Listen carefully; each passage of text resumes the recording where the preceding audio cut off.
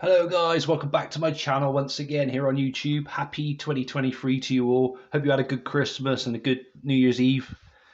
Hope you didn't drink a lot. I did. Yeah, so fresh new year and another video for you guys. I've tried to put up a couple today for you to watch. Sorry I'm a bit behind. It's half term and everything else, so it's been a bit hectic in my household, especially because it being Christmas and everything else. So I got a bit of peace and quiet now, and I thought I could do a few videos today. Here's one of them. So I'm going to go through what I believe to be my top 10 favorite pay-per-views released, wrestling pay-per-views released in 2022. Now, before I begin, I'll let you know that there are a few from 2021 in there, but that's because they got released in 2022, if that makes sense to you guys. So in case you're wondering, hang on a minute, he said 2022 and that's 2021. That's the reason why. So there was a cutoff point for certain pay-per-views not getting released in time.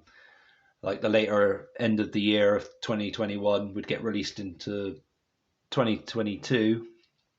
And that's why I've included those in this set. And then that's also why there's also some missing that didn't get released. Like the AEW ones we still haven't got released. Like Forbidden Door and All Out 2022 and Full Gear 2022, Bound for Glory 2022, which is getting released this week, as far as I know, but I haven't got it in time for this video. But and it's not in 2022 anyway anymore. It's now 2023. But you get what I mean anyway, guys. Enough of the chit chatter anyway. Let's get into it. So, at number 10. Impact Wrestling presents Rebellion from 2022, from April 2022. Now this was a very good Impact Wrestling pay-per-view, and I thought it deserved to definitely be in the top 10. I did enjoy the match between Moose and Josh Alexander. Josh Alexander finally being able to get his revenge on Moose and reclaiming what he'd lost at Bound for Glory 2021, and I did appreciate that, and then I thought it did deserve to be on this list. 10th place, I know, seems a little low, but a lot of the matches on the undercard were okay, but not good enough to move it up in my top 10 for this for 2022, not for this year. Sorry guys, I'm getting confused with years again now. Coming in at 9th place, Full Gear from AEW from November 2021. Lovely 2-disc set, this one. And they had some very good matches on here. The awesome match between Kenny Omega and Hangman Page already sells the pay-per-view, doesn't it, really, guys? CM Punk versus Eddie Kingston was very cool. Very hard-hitting match, that one. Inner Circle versus Scorpio Sky, Ethan Page and America Top Team in a Minneapolis street fight. Dr. Britt Baker, DMD, against Ty Conte for the AEW Women's Championship. Not as bad as it sounds, guys. I didn't mind that one. You know, I thought it was pretty cool. And yeah, well, there's other awesome matches on there as well. MJF against Darby Allin. Looking back, I completely forgot about that match until doing this list. But yeah, you got the Lucha Brothers against FTR as well for the AEW World Tag Team Championship. So yeah, that's my 9th favorite wrestling pay-per-view DVD release of 2022. 8th, AEW Revolution from March 2022. Beautiful artwork on that one. And as I said loads of times before, I always appreciate these 2-disc digipacks. You have Hangman Page against Adam Cole, baby, for the AEW World Championship. We've got that awesome dog collar match between CM Punk and MJF. Dr. Britt Baker, DMD, against Thunder Rosa for the AEW Women's World Championship. Jungle Boy and Luchasaurus against Red Dragon and against Young Bucks in a three-way AEW tag team match. Jade Cargill against Tay Conte. Eddie Kingston against Jericho. Mox against Bryan Danielson. That Tornado Trios match. Matt Hardy, Andrade, and Isaiah Cassidy against Sammy Guevara, Darby Allin, and Sting. A very strange team put together there, but it worked. And we had the awesome buy-in and countdown and, you know, the usual stuff for this set. But this one was very good, and it was, I felt a lot better than Full Gear. But don't get me wrong, Full Gear wasn't bad. Neither was Rebellion, but this is just how I'm ranking them. Sorry, guys. Coming in number 7 for the year, WrestleMania 2022. Now this is the limited edition Blu Ray alternate cover version. In case you're wondering why it looks a little different. There's the discs. It's a shame it doesn't have anything written on the inside in great detail like they usually would. It has some in there, but not like what we could do with, like, it's like a pamphlet or something, you know what I mean? They stopped doing those now. But yeah. Apologies for that, guys. I meant like a pamphlet. But yeah, you know, it's still good. And do you know what? I liked both nights. They were both interesting. I really liked the return of Austin. That was fun. Brock against Roman Reigns was very predictable and kind of ruined it for me. Ruined this a little bit for me, this pay-per-view. Sami Zayn versus Johnny Knoxville. Jesus Christ.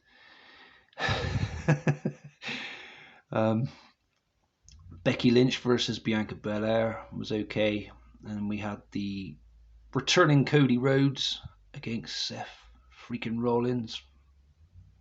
All in all, though, an average WrestleMania. I guess it does have its ups and downs, but it doesn't deserve to be any higher on the list. Just my opinion, though, guys. Some of you may have enjoyed it. Maybe this is your pay-per-view of the year, DVD of the year, Blu Ray of the year, whatever. But it's just my opinion, guys, and I'm sorry if I've upset anyone with that decision. Just putting it back in the cover now before I move on to the next one on the list. So apologies for the delay there, guys. So that was 7th, and 6th place, I decided to go with Hell in a Cell. Now, I did enjoy the matches on here more than I did WrestleMania, which is very shocking, isn't it, guys? I put Hell in a Cell above WrestleMania. But we had Cody Rhodes shocking us when he took off his coat, jacket, or whatever you want to call it, his robe, to reveal that nasty injury he suffered with that pectoral muscle tear, whatever it was. Nasty stuff. The horrific image of it just stays in your mind and scars you. But the match, he still put on a good match with Seth Rollins, which was amazing. And I really appreciated that. And then we've got a screenshot of that nasty injury there. Look, just about make it out. Yeah, we had Omos and Lashley. In another good match. But yeah, the Hell in a Cell, Cody Rhodes, Seth freaking Rollins Hell in a Cell match, that was absolutely cool. Really did like this. Bianca Belair defended her championship, her Raw Women's Championship, in a triple threat match against Asuka. And Becky Lynch as well. Sorry, guys, I was trying to think who else was in that then. But yeah, that was also cool. What else did we have on there? Try and have a quick look on the back. I just remember it being a lot better than WrestleMania. That's why I decided to rank it where I have. You might not agree in the comments below, but definitely worth checking out this one. I did appreciate it. And look, I've put it above some AEW pay-per-views as well, guys. Aren't you shocked? See, I don't hate on WWE. I'm doing it this ranking of my top 10 as fair as I possibly can. But coming in at 5th place, a lot of you might hate me for this as well, because there's a lot of people that actually thought this was pay-per-view of the year. WWE Clash at the Castle from September 2022. Beautiful artwork on it, I must say, and I do like the interior as well. We see Drew McIntyre holding up the sword. Is it called Claymore, the sword? I still don't know to this day. Is that what it is? I know his finishing move's called that, but I'm sure he calls the sword Claymore. I don't know. I'm not really into medieval shit, so, or swords and everything like that in general. But there we go. But yes, that absolutely awesome match between Gunther, however you want to pronounce his name, and Sheamus for the Intercontinental Championship. Brilliant stuff. Absolutely awesome. And surprisingly, the Roman Reigns against Drew McIntyre match was very fun as well. Yeah, I did enjoy that. And then we had Tyson Fury coming in as well and singing with Drew McIntyre. That was very entertaining. But did we really need to see that? Yeah, I think so.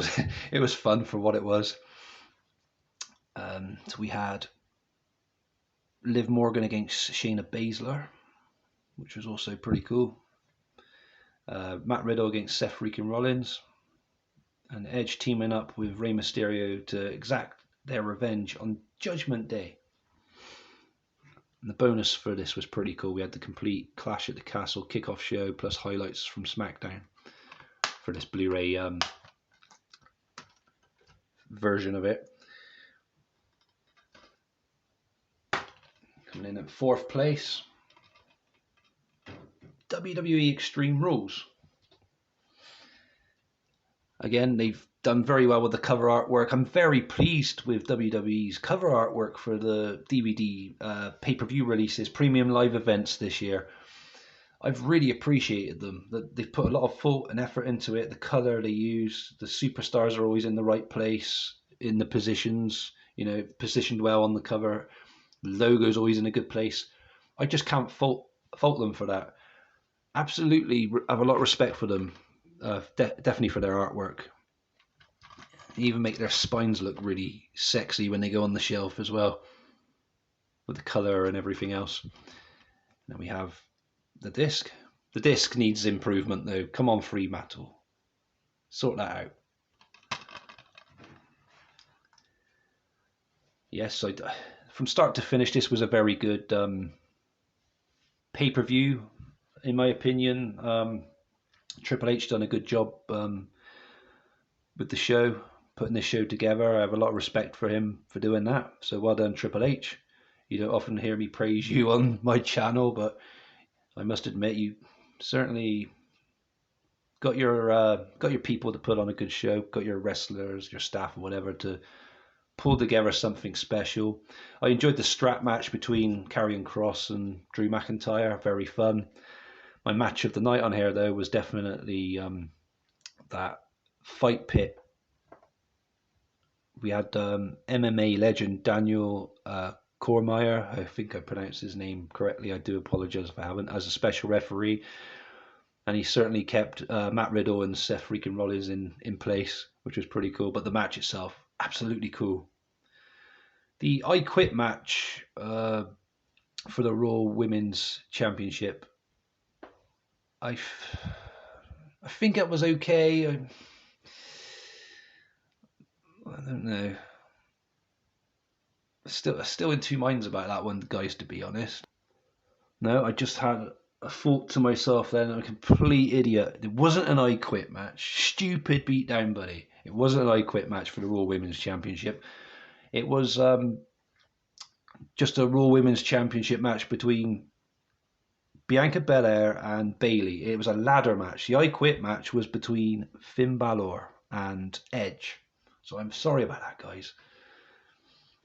You see, there's even a screenshot of it there, looking right at me. So why the hell did I say the wrong thing? I keep doing that, getting all my matches all confused and that. But yes, very good pay-per-view, this one.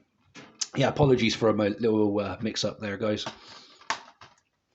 That's what I get for watching wrestling near enough 20 hours a day, whatever crazy amount of time I put into it. Yes, so moving on, in third place, Impact Wrestling Slammiversary 2022, celebrating the 20th year of TNA, as it was called back then, but now it's Impact Wrestling. 20 years though, I've got to hand it to them. They've done ever so well to make it this far.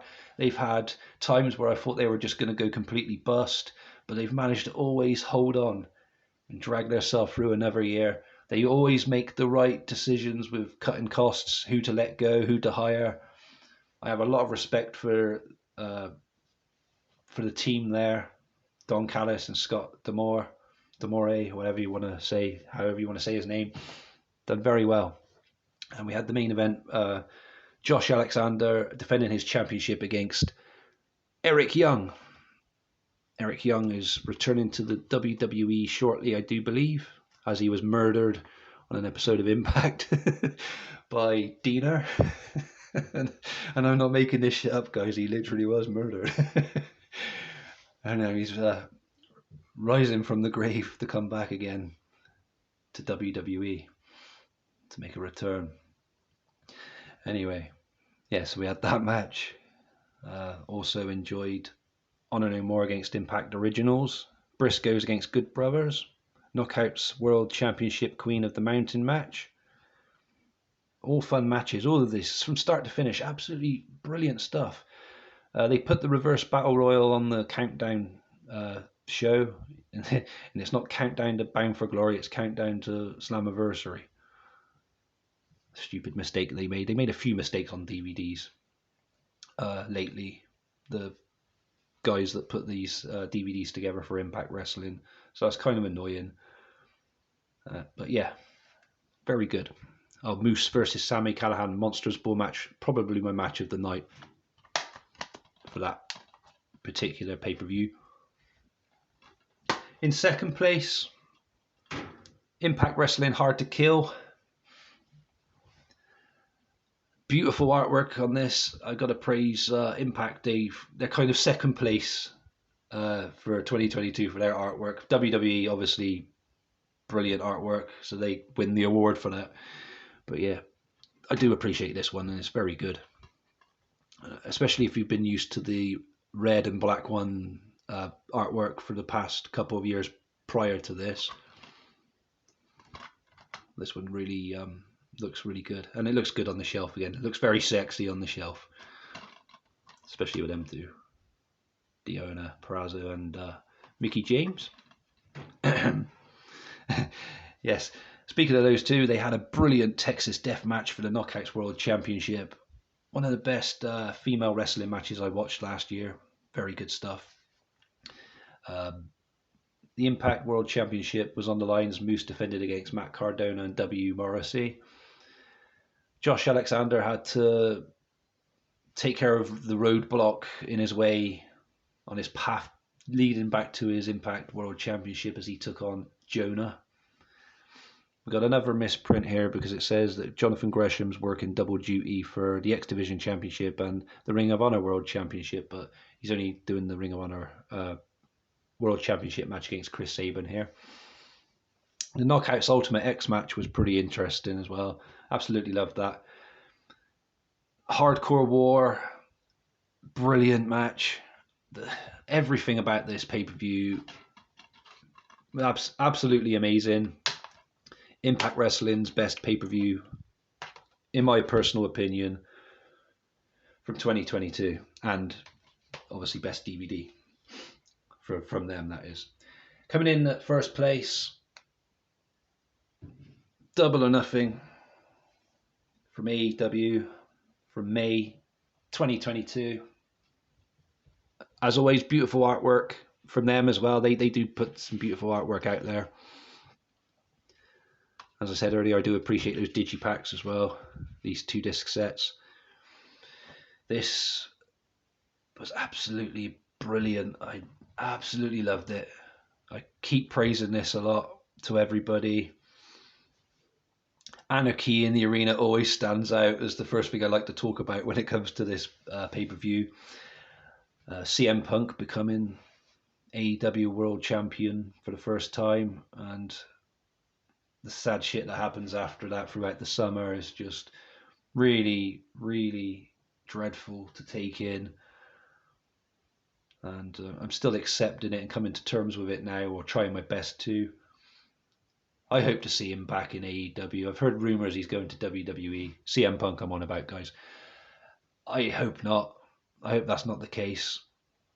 I hope he just sorts shit out and, you know, we see him back on our AEW Dynamite or Rampage screens soon, some point here in 2023. Will it happen? I hope so. But not if Chris Jericho has anything to say about it. Yes, so Jade Cargill against Anna Jay was pretty cool. Samoa Joe against Adam Cole in the Owen Hart Tournament men's final.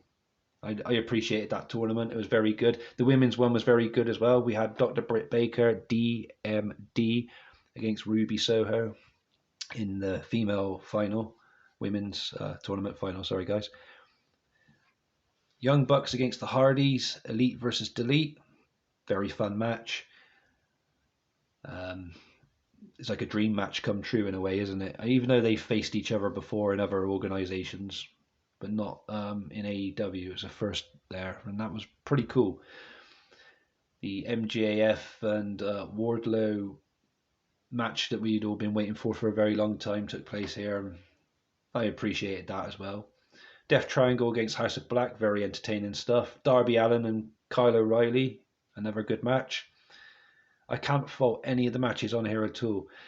I forgot to say Thunder Rosa against Serena Deeb for the AEW Women's Championship, plus Jungle Boy and Luchasaurus against Keith Lee and Swerve Strickland against Powerhouse Hobbs and Ricky Starks.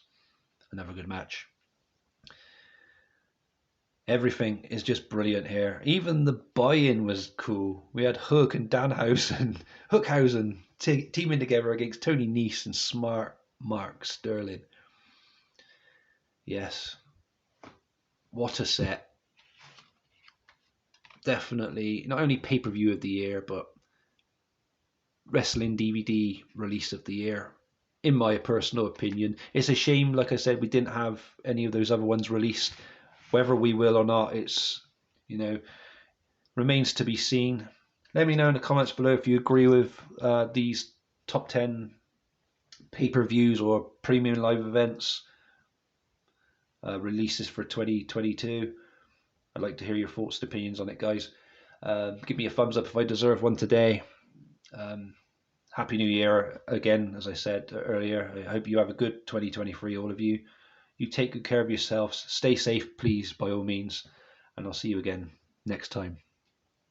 Peace.